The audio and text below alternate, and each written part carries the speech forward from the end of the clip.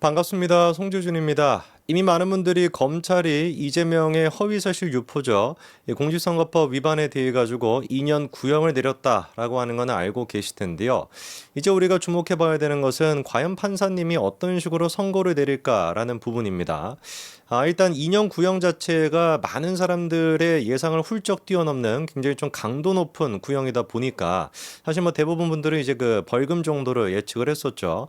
그러다 보니까 판사 입장에서도 원래 이제 그 구형 자체는 좀 세게 나오고 그거 이제 절반 조금 안 되게 이제 그 선고를 하는 게 기본적인 그 세팅이다 보니까 2년이라고 하는 거를 지금 이제 구속 2년을 얘기했으니까 아마 판사님께서도 6개월에서 1년까지는 충분히 제가 봤을 때는 구속을 시킬 수도 있다라는 생각이 듭니다. 그래서 이재명 입장에서는 진짜 먼 줄이 탈 것 같아요. 그러니까 평상시에 검찰 좀 그만 건드리고 까불지 않고 뭐 들어가기 전에도 사필 규정이지 뭔지 또 헛소리하고 있던데 그런 식으로 까불지 않고 가만히 있었으면 또 모르겠는데 다 지가 자초하는 거 아니겠습니까? 한산지 부장판사는 명확하게 법리대로 뭐 과한 거를 우리가 요구하는 것도 아니고 법리대로 법 앞에 모든 사람들은 평등하다라고 하는 거를 명확하게 이재명 케이스를 통해 가지고 보여주시기 바랍니다. 그러면 제가 봤을 때 징역 6개월에서 1년 정도가 제일 적당할 것 같습니다. 물론 징역 이전이 나오면 제일 베스트긴 하겠죠.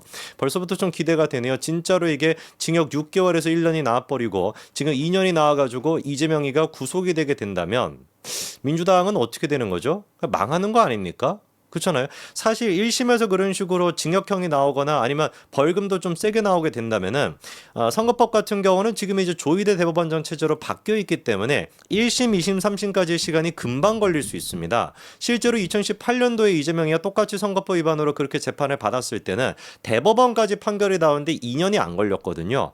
이번에 같은 경우는 일단 1심까지 나오는데 어쨌거나 김명수 체제까지 껴 있어가지고 2년이라고 하는 시간이 걸렸다라고 한다면 이제부터 시작해가지고 2년 사이에 대법원까지 충분히 결론이 나올 수 있겠죠. 그렇지 않겠습니까? 남아있는 거는 사실상 10월 달에 1심 나오면 항소심 대법원밖에 없으니까 2년 안에 쇼부를 칠 수 있다라고 한다면 쇼부를 친다는 건 너무 좀 저급스러운 표현인가요? 이제 뭐 결론이 낼 수 있다라고 한다면은 대선 전에 이재명의 운명도 끝이 날 가능성이 분명히 있는 겁니다. 그거를 이제 우리가 기대하면서도 봐야 되겠죠. 오늘 제가 말씀을 드리고자 하는 것은 뭐냐? 재판에서 이재명이가 하소연을 했던 부분들이 있어요. 대부분의 얘기는 다 헛소리입니다. 들을 것도 없는 그런 헛소리인데 물론 그 들을 것도 없는 걸 제가 다 분석은 해드리긴 했습니다만 오늘 저희가 봐야 되는 것은 좀 제가 놀랐던 얘기 한 가지가 있습니다. 여러분 알고 계시는 것처럼 백현동 개발이 박근혜 정부의 국토부 협박으로 인해 가지고 했다라고 하는 게 이제 구라다라 그래가지고 지금 재판을 받고 있는 거 아닙니까? 근데 이거를 이제 항변하겠다라시고 이재명이 하고 있는 얘기가 두 가지가 있었어요. 하나는 뭐냐? 국토부뿐만이 아니다. 청와대 비서실부터 시작해가지고 뭐 행안부까지도 국토부 이렇게 세 개 조직에서 자기에 대한 어떤 압박을 했다라고 하는 게 이재명이 이번에 재판에서 밝혔던 내용입니다. 지금까지 내용과는 좀 다르죠, 그렇죠? 국토부에다가 두 가지가 더 추가가 된 거란 말이에요. 그럼 여기서 드는 의문이 그거죠. 아니 국토부뿐만 아니라 행안부에 대통령 비서실까지도 그렇게 압박을 했다라고 한다면 이거 뭐 공무원들이 나만 아겠습니까? 그렇죠. 난리가 나도 이런 난리가 다 있겠냐고요. 국토부에서만 압박을 하더라도 공무원 입장에서는 진짜 이게 막 덜덜 떨릴 법한 그런 일인데 국토부에다가 행안부에다가 그 청와대 비서실까지도 막 이렇게 압박을 했다라고 한다면 이거를 누구보다도 두려워하고 누구보다도 빠르게 대처했어야 되는 사람들이 누군 거겠어요?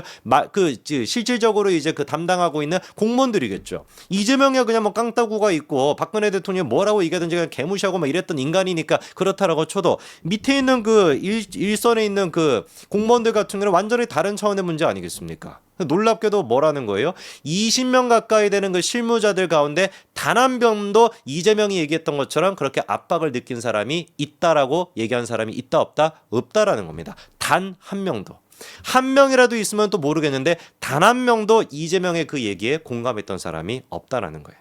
직원 관리를 어떻게 하는 뭐 뻔한 거 아니겠습니까? 뭐 김문기 씨도 하위 직원이다 이딴 식으로 그냥 얘기해버리는 인간인데. 근데 여기서 놀라운 것이 뭐냐? 이재명의 편을 드는 사람이 있나 봐요. 어떻게 할 수가 있냐? 이재명이 이번 재판에서 이렇게 얘기를 했습니다. 도시계획과장 A씨가 국토부에 계속 불려다니면서 가장 압박을 받았을 것이다. 내가 A씨한테도 직접 물어보니까 국토부에 많이 깨졌죠 라고 얘기를 하더라 라고 이재명이가 법원에서 이번에 주장을 했습니다. 그러면 이재명의 얘기에 따르면 이재명에 미치지 않고서야 물론 약간 좀 마팅이 가긴 했지만 미치지 않고서야 도시계획과장 A씨가 그렇게 얘기를 안 했는데 이렇게 얘기를 할 수는 없지 않겠습니까? 근데 우리가 꼭 기억해야 되는 게 뭐다? 이재명은 우리 우리 같은 어떤 그 범인이라고 해야 될까요? 범인들의 어떤 그 상상을 훨씬 더 뛰어넘는 그런 위대한 귀인인가 봐요.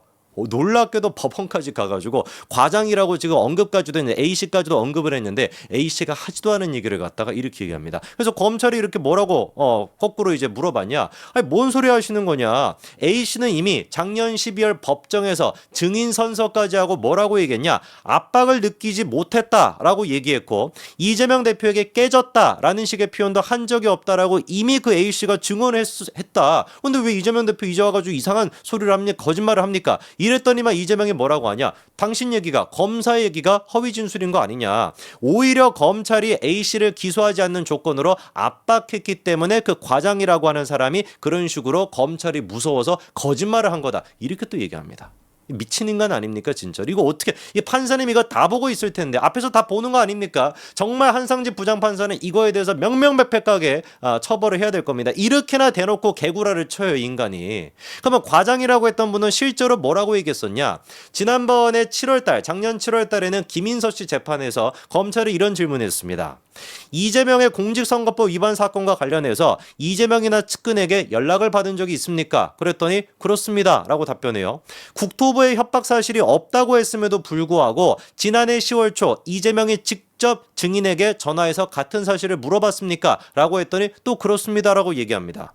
전영수 씨가 그 이제 여러분 아시죠? 그렇죠? 그 마지막으로 극단 선택하신 분. 그 전영수 씨가 국토부 협박이 있었는지에 대해서 자기한테 구체적으로 물어봤다라고도 이 과장이 얘기를 했고요. 그리고 또 임승민 전 비서관 또한 마찬가지로 직접 자기에게 전화했다. 이렇게 증언까지도 했습니다. 이게 다 뭐예요? 증인 선서하고 증언했던 내용입니다. 이거는 김인섭 재판에서 얘기했던 부분이고요. 그리고 이재명 재판에서도 작년 12월 달 정도 즈음에 이 과장이라고 하는 분이 또 뭐라고 얘기를 하냐? 검찰이 질문합니다.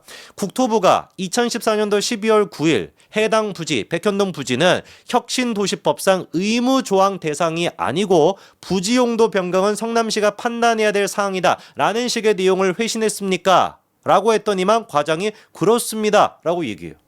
이미 끝난 거 아닙니까? 회신을 이미 받았다라는 거예요. 충분히. 그러니까 국토부는 뭐라고 얘기했습니까? 백현동 부지 그거 의무적으로 하는 게 아닙니다. 그거 의무 조항 대상이 아닙니다. 해당 부지 같은 경우는 성남시가 알아서 판단하십시오 라고 분명히 국토부가 그 문건을 보냈고 그리고 그거를 과장이 받았다라는 거예요. 그러면 이거 이재명이 몰랐냐? 아니다라는 거예요. 왜? 이 과장이 하는 얘기가 해당 내용에 대해 가지고 이재명 시장에게 대면으로 업무 보고했다라고도 증언했습니다. 이제 또 뭐라고 할 겁니까? 전모 씨 몰랐다라고 할 겁니까? 검찰이 또 이렇게 얘기하죠. 검찰 조사 때 한국식품연구원 부지는 혁신도시법 적용 대상이 아니라 용도 변경을 안 해도 된다고 분명히 이재명 시장에게 보고했다라고 했는데 그거 사실이 맞습니까? 했더니 재차 맞다라고 얘기합니다. 분명히 이재명한테 이거는 의무가 아니다. 이거는 뭐 혁신도시법 적용 대상이 아니기 때문에 용도 변경 안 해도 된다라고 분명히 이재명한테 어떻게 했다는 거예요? 대면 보고했다라는 거죠. 이런데도 이재명이 그렇게 개구라를 칩니다.